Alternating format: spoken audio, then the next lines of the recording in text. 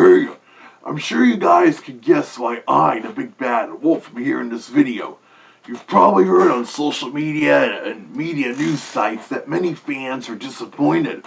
Longtime Disney voice actor Jim Cummings was snubbed for being inducted in the Disney Hall of Fame at this year's D23 convention, even being passed over in favor of Anne Hathaway, Lin-Manuel Miranda, former CEO Bob Iger, Dwayne "The Rock" Johnson, and the Jonas Brothers. Seriously? I only found the Jonas Brothers appealing at time to rehearse dressed like three little pigs. Because Jim has been a Disney voice acting regular since the late 80s. Of course, there's how he's famously been voicing Winnie the Pooh since the late 80s and Tigger since the early 90s.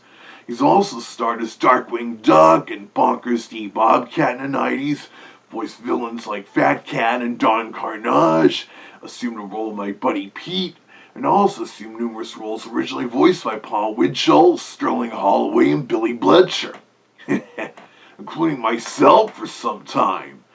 And he still voices characters like Pete, Pooh, and Tigger to this day, and confirmed he will be reprising the role of Darkwing Duck for the impending reboot series. Jim posted about this Disney legend snub on his social media.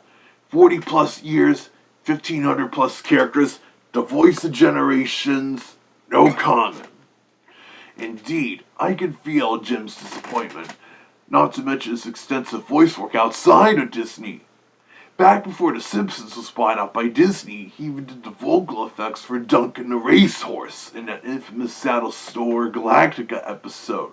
The one with the jockey elves who were too outlandish and cartoonish for Simpson standards. But even with that, Jim still made such convincing horse sounds.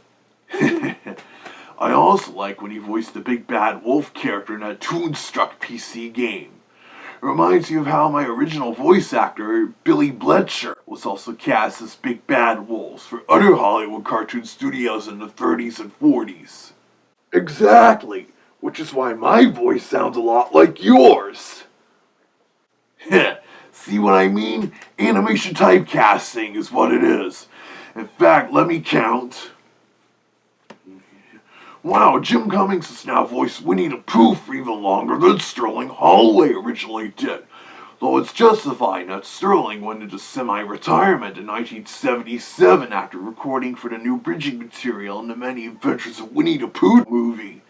Heck, when casting for the New Adventures of Winnie the Pooh Saturday morning cartoon in 1987, Disney Television Animation initially wanted Sterling Holloway to reprise the role of Pooh for the series, but he declined because of failing health at the time, and so they cast Jim Cummings, who had already voiced Lionel the Lion in the Disney Channel live-action puppet series Dumbo's Circus, in Pooh's role, quickly becoming his favorite Disney voice role to perform. And then not too long afterward, because of Paul Winchell not always being available and his health starting to decline, they'd have Jim Cummings occasionally fill in as Tigger, with him assuming the role full-time in 1990 for the New Adventures Saturday morning cartoon. But with Paul Winchell being reserved for special occasions throughout the 90s, such as TV specials and the Pooh's Grand Adventure direct-to-video movie, until he got too old to still do the voice by 2000. Similarly, for the final season of Disney's Adventures of the Gummy Bears, Jim Cummings replaced Paul Winchell as the voice of Zummy Gummy.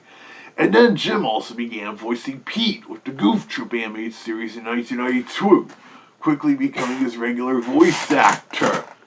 I also remember when Jim's impression of King Louie in Tailspin led to controversy in 2001, when Louis Primus' widow sued Disney over it being an unauthorized exploitation of her late husband's characterization with unpaid video royalties.